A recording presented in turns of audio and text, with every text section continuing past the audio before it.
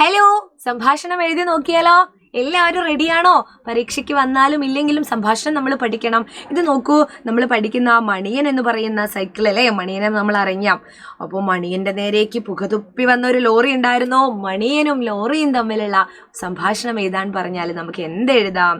ഇതാ ഇവിടെ തന്നിട്ടുണ്ട് അല്ലേ മണിയൻ. അയ്യോ, എന്തൊരു പുകയാണിത്, എനിക്ക് ശ്വാസം മുട്ടുന്നു എന്ന് മണിയൻ പറയുന്നു.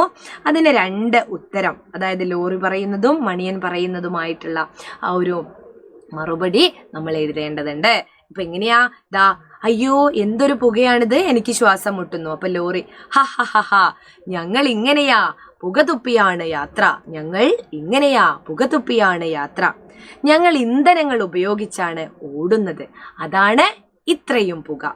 മണിയൻ, ഓഹോ അതാണല്ലേ, അത്രയും എഴുതി കഴിഞ്ഞാൽ നിങ്ങൾക്ക് അവിടെ 2 മാർക്കിന്റെ ചോദ്യമാണെങ്കിൽ 2 മാർക്ക് കിട്ടിയില്ലേ? അപ്പോൾ ഇങ്ങനെയാണ് സംഭാഷണങ്ങൾ എഴുതുക. മറ്റൊരു ചോദ്യമായിട്ട് ടീച്ചർ വീണ്ടും വരാം.